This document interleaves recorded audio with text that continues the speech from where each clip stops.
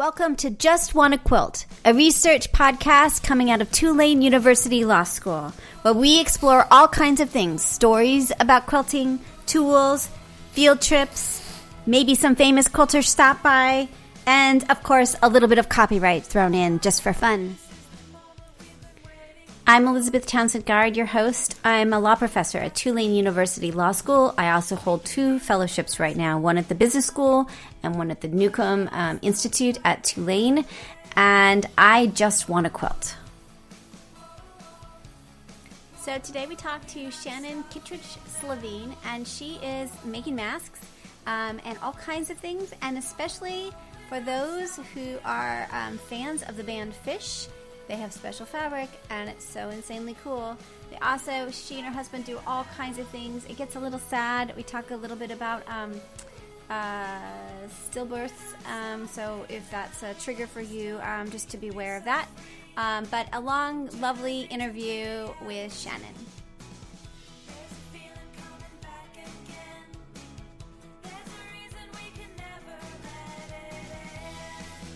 And of course, Haley Barnett is thanks to her for this interview, and she's just awesome. So again, Haley Barnett is part of this, which is she's a 3L at Tulane Law School. Tell me your name and where you're calling from. My name is Shannon Kittrick, and I'm calling from Portland, Oregon. How is Portland, Oregon? How are things going there? Portland, Oregon is, as far as COVID, we're doing fairly well. Our cases were pretty low. However, I don't think that we're testing everybody. Yeah. That it's not because we don't have tests, but it's because of the PPE shortage. Yeah. Which, as we know, we're all working on that. But people are doing really well with socially distancing right here. That's great. That's really great. Awesome. And tell me your first memory of someone sewing or quilting in your life. That might make me tear up. So my grandmother taught me how to sew. She would make all of the grandkids Easter outfits for church on Sunday, and Christmas outfits, and all of our Halloween outfits. So I grew up picking her scraps up off the floor and making dog clothes for my. I love that. I totally love that. That's so sweet. So sweet. And then did you sew before this? Before making masks? Yeah, so I've sewed for most of my life. However, 5 years ago, I suffered from a late-term stillbirth. And I'm sorry. I've had that. That sucks. I totally get that. Yeah. It sucks. Yeah. It was tough on me, and I found myself like manically organizing my house. So I turned back to sewing as a tool. So for about 5 years, I started sewing my grief away, and now I have an Etsy shop, which is now my own website, called You Enjoy My Goods, and I custom to Phish fans. Do you know the band Phish? Yeah. So I make clothes for Phish fans, and I love it. So I make clothes for Phish fans with the Fishman donut fabric, which my husband custom designs for me. That's And we've been, and and we now have have a sewing group called You Enjoy My Goods Sewing and Crafting Community, and it's basically a fan-based PH fan. That's so great. Sewing community. And what we've done is we have partnered with another fan base with a PH group called Helping Friendly Doctors and Nurses. And we have a spreadsheet of over 70 different fans in the community that are in need of PPE. So my group is sewing masks for fans. We have well over 500 masks going out to help we call it the Fans Helping Fans spreadsheet. That is remarkable. That is the coolest story ever. And are all the masks, you may also have the fabric. Are you using the fabric, or are you any kind of fabric? Sort of what is your, what are the masks being made out of? So the masks, so what I'm doing as incentive for all of the girls is because I actually source the fabric and sell it. So custom fabric, as you know, is quite pricey. So we ask for an in-kind donation if they want the donuts on the fabric, but it's basically any fabric. However, I think one of the reasons why I got noticed is that my husband designed like 5 different fabric types with a hidden donut in it. And the fabric is basically our COVID-19, and it has the little virus on it, and it has like hand washing images. So we have like 5 different COVID fabrics. Fabrics. Interesting. Yeah. Yeah, I saw your COVID fabric post and I was like, she would be someone that we really want to talk to, because I just think that the fabric is so unique.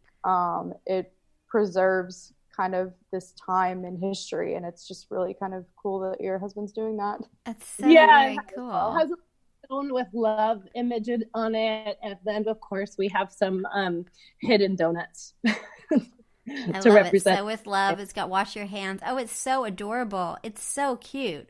Oh my gosh. That's such a great pattern. And then where do you get it? Is it spoon flour? Where are you having this made?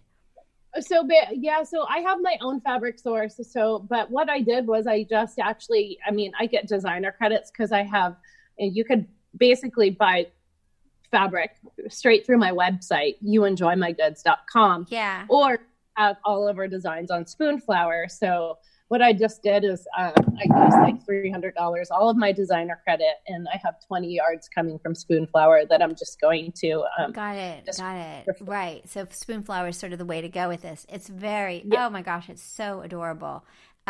So interesting. And do you think that like the Phish fans are, and for those listening, Phish is spelled Phish, and for people who may not know what that is, explain what you're talking about.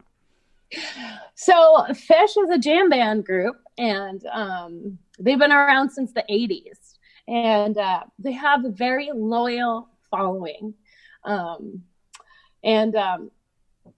Basically, if you listen to Phish, basically it's just rooted in your soul, and they really listening to them is like going on a roller coaster ride, right? So they take you to this level that you're just out of the jam, and then they just bring you up. And then right when you're at the apex, right, they just bring you a little bit higher. So I feel like Phish is like almost a way of life for us, right? There's another group called Phish Chicks that where it's like my source of like female support. Yeah. The community, if you go to a Phish concert, we have like our own ecosystem, or we have, you could basically go on lot before a Phish show, get clothes to wear, get a burrito, anything you want, right? So we created even our own economy. And people actually just basically go on tour, the entire tour, and they work on tour and pay their way, and go back to their way of life. That is really remarkable. I love it. I seriously love it. This is amazing. Okay. And so the backstory with the Fishman Donut is the drummer, John Fishman, right? They're 4 members. Paige McConnell, he is the pianist. And then we have Mike Gordon, the bassist, Trey Anastasio, he's the lead guitarist, and John Fishman. And John Fishman, since the 80s, I believe, has worn a dress every single day. And that's with the donut. Basically, it's a blue background with a red donut, which is just basically a circle. And so he wears that same his dress every show. Wow. Interesting. So that became a thing for the band. That became a thing for the band, and everybody, a lot of people sport the donuts. So I imagine the band is okay with you making fabric and other things. That's part of the feeling of the band, that they're cool with people making donut related items. Yeah, absolutely. And I think that the band, one of the things that, um, helped basically, get the word out is that people would go to the show and they would tape the show and then they would share those tapes. So the music is basically, it's just traded throughout our community. Like I could go and be like, oh, I want the show from 1997. And on some taper will be like, hey, I have this, and give you the music for free. Really interesting. So it's a whole different, it's like its own thing. And that's the beauty of copyright, is that the copyright holder can allow that to happen, right? Like you don't have to lock everything up. You can choose to do what you want to do. And that's the example of it in the community, right? Meanwhile, they have, they have usually a festival, end of the year festival, where hundreds of thousands of people will be at the show. They have a very dedicated following. Yes. So they're just a great guys. Yeah, so how is the fan base of the band doing under this situation? Are they doing like concert, like what's happening into that community? So this is actually kind of amazing. So what they're doing is they are doing these dinner and a movie. So they're basically the Trey released, I think it was his grandmother's recipe for raviolis or something like that. And then they'll have a free webcast of a show, and they'll release that. And so they've been giving us music for free and something to do. Oh, that's nice. See, It's like a thing right now. That's so important. Like communities doing that is like, it really tells you something about the community, It's really cool. It does. And I feel really lucky to be a part of it. Yeah. I love it. I think it's so cool. That's so great. Well, very cool. Tell me a little bit about the hand sanitizer you all are selling.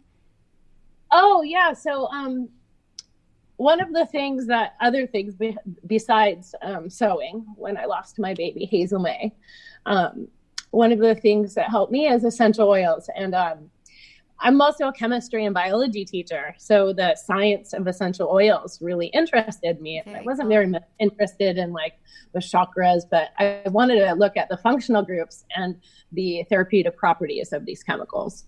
So I went back to school and I got my aromatherapy license, and basically the hazelmayproject.org, all of my essential oils. So this is part of the Hazel May Project.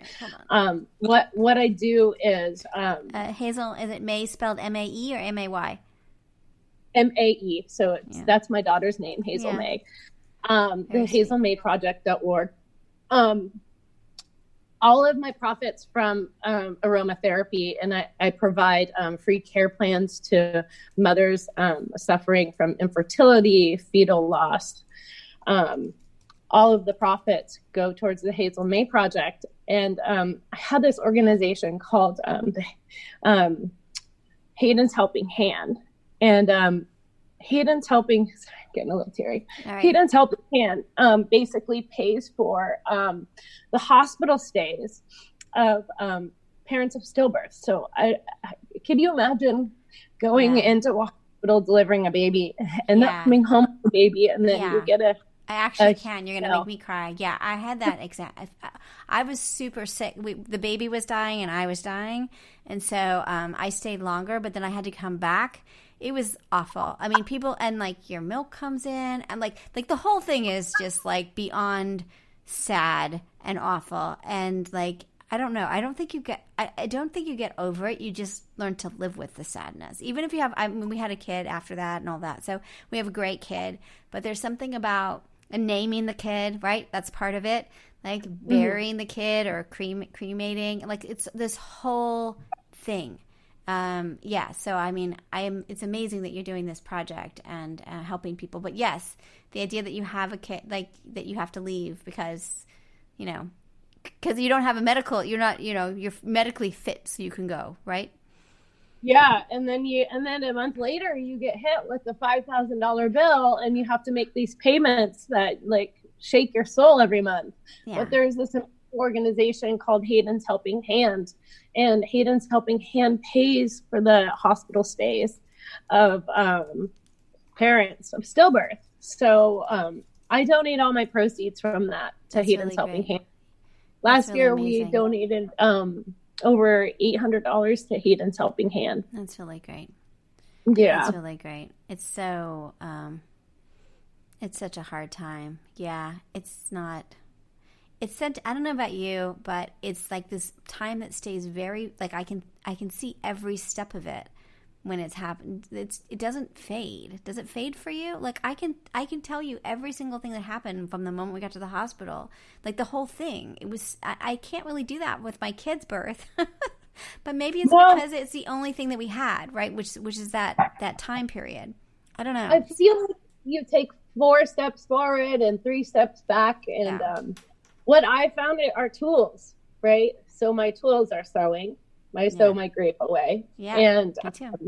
Now finally, this year I got to a point where, I didn't feel the weight, the weight that you feel of your grief. It just holds you down. Yeah, and I get it. I didn't feel the weight, and it was because of the Hazel May project, because I was able to turn. Yeah. I never thought any good would come from it, but the Hazel May project is my good, and it's her legacy as well. Yeah. So that's really cool. I love it. It's funny because I turned to sewing. This happened in early 2000s for me, and I turned to sewing. There was a quilting shop right next to where we lived, and I sewed for 4. They said they figured out why it had happened, and I had to wait 4 months to get pregnant and all this stuff. So we had the kid that we have now, but that 4 months was summer. And I was a grad student. My mom bought me a sewing machine, and I sewed like a maniac, and then I gave them all away. I didn't want any of them in the house. There was this very much of like, I'm going to sew for 18 hours a day and sew my grief away, and then I don't want these things in the house. Like they have to get out because I can't have them here. It was very weird. It was a really weird time. I feel you. It was the same way. I made Hazel, I crocheted her like this little picture outfit, right? And it was like a mermaid, right? It was like the first picture outfit. And she was like 2 pounds when she was born, and she died of an umbilical cord accident. Her umbilical cord was wrapped around her neck a few times. Gosh. So I promptly donated that to a baby. And I was lucky enough to have an amazing team of nurses. And when I had my son Theo, basically a year after Hazel was born, and every single nurse that delivered Hazel, I made sure that they were in that room. Yeah, and it's so similar. Because the next time I got pregnant, everybody was like, we weren't as late. We were like 24 weeks or 23 weeks or something like that. But we were like. But couldn't survive for a variety of reasons, and horrible. But when Sid was born, that whole team, because I had like 64, like I was super monitored this next time, like 64 appointments and hospitalization and all this stuff, and there were maybe 40 people in the room. Like she was born, and they were like, "We all did it. We got you a kid." It was like this moment. We had this little soccer ball they all signed, and it was like. It really took a village. It was like there was no, like, this kid was like willed into being. Like there was nothing, like I've never done anything that was like that, you might imagine you feel the same way about like, this is. Yeah, it meant a lot to give back to all the people that saw that suffering, to give back a moment of joy. Yeah. Because I can't imagine all of those nurses that have to witness that, they get to see all this life coming through, but then there's someone like us. Yeah. And they were so good. I mean, they knew what to do, and they were so good. It was such a different, having that experience of the sorrow and the loss and being so ill. I had severe preeclampsia, so I was in a bad way even after the baby was, like, it was 2 or 3 weeks before I was, like, human again.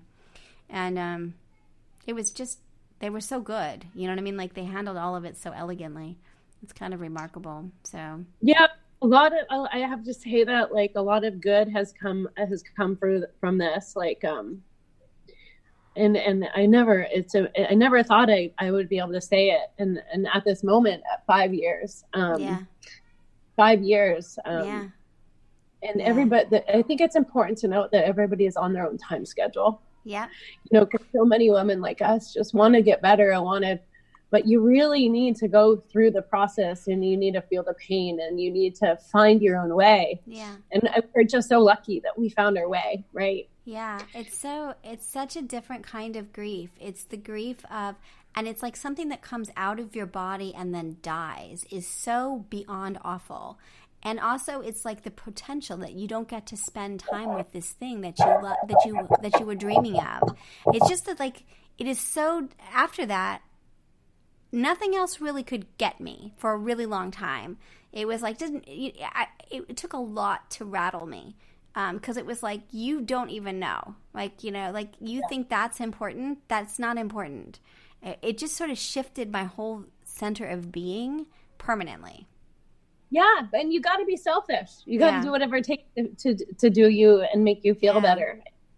For me, I just, you know, it basically bounced from one thing to another. You know, I started, you know, making clothes for my kids, and then people that were off Fishman Donuts, and then people were like, "You need to open your shop," and then I opened my shop, and you know, youenjoymygoods.com, and then I went for my aromatherapy license, and then I was like, you know what, I need some more. Like, let's get busy 24 hours a day. Let's work nonstop. Yeah. And we opened up I went to school for environmental science, and I started making beeswax wraps. So now we have it's called begoodwraps.com, and we even have our Fishman Donuts pattern on our beeswax wraps. So, and what is a beeswax? Tell me what that is exactly. Beeswax wraps are basically a sustainable, reusable option for saran wrap. So basically, we take quilters cotton, right, and we basically use a formula of beeswax, pine resin, and jojoba oil, and we coat the fabric, and then we sell them to basically save the planet from plastic. And you can get these on these are on Amazon. You can get them on Amazon. Yeah, but they're more expensive on Amazon. They are. If you go to the website, so everything is always it's. Yeah, I know, it's so true. I say that about our book too. Be Good Wraps, but that's what came up first. So if you, they're called BEE Good Wraps.com, and we're actually going to be featured in Real Simple magazine in June, in like a picnic. So cool. I love it.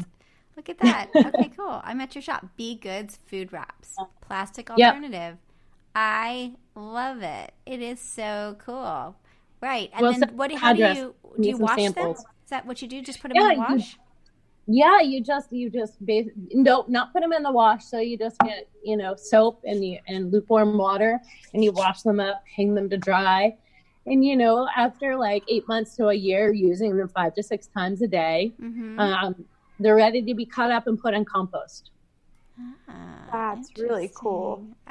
They're so cute. Oh my gosh. Yeah, they're so adorable.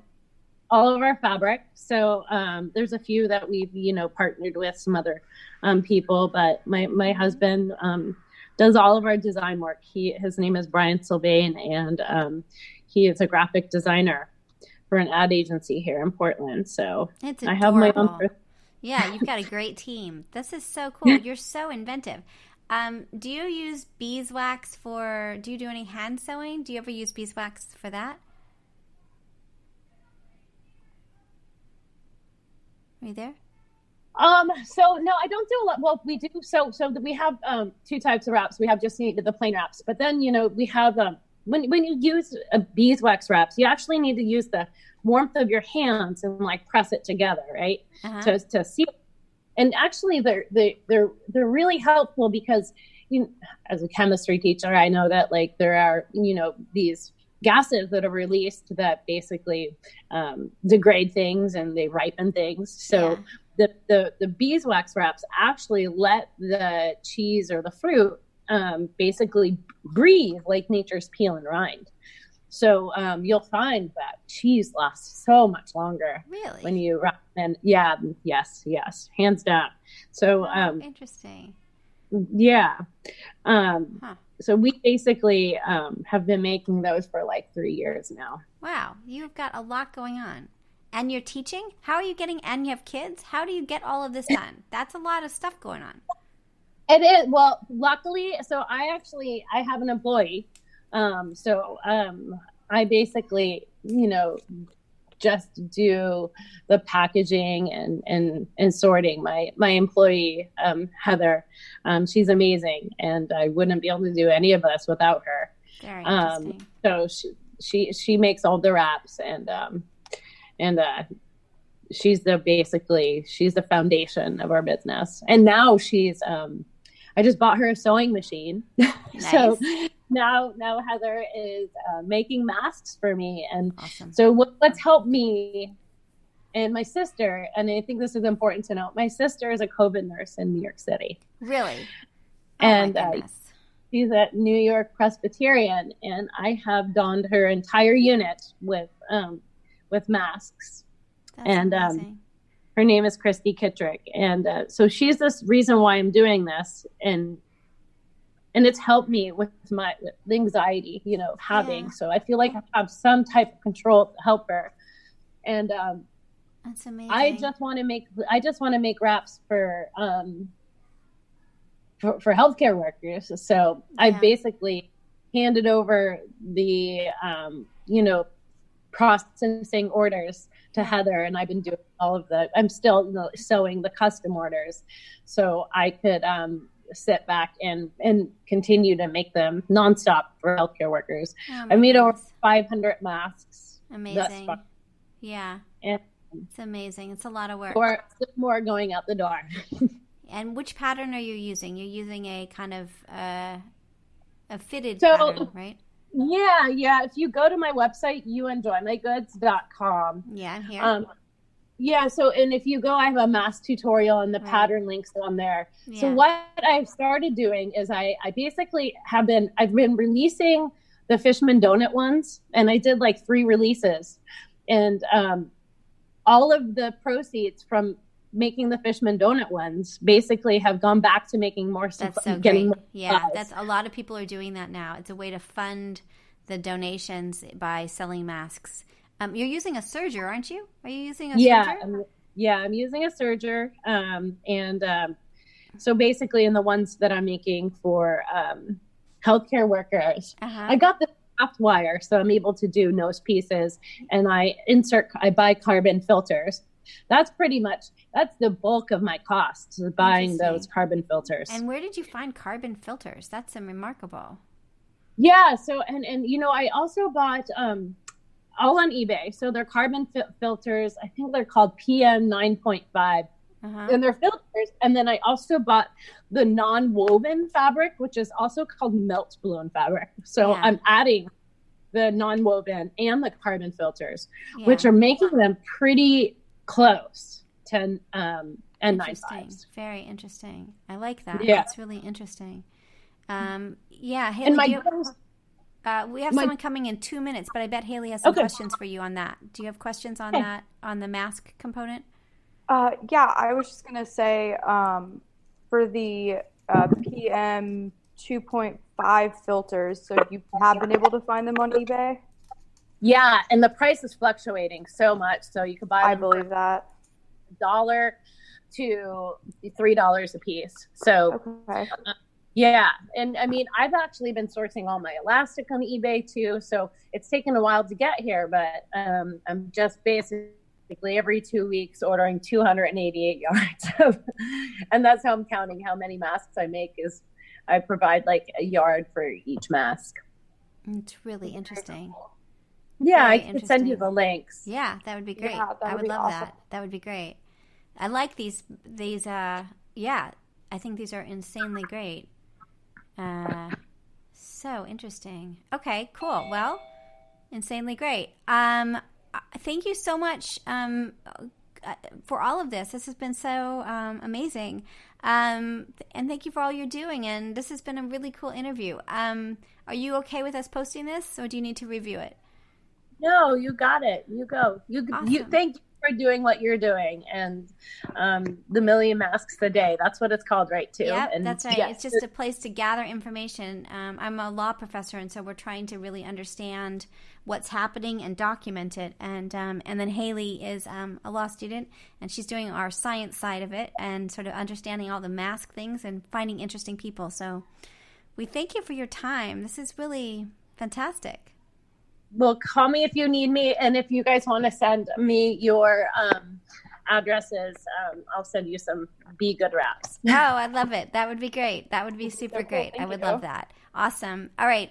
We will let you know when we'll send you a link to this when it's up, and it'll be up next week. Oh, thank you so much. You be well. All right. You too. Take care. All right. Bye-bye. Okay. Bye. Bye.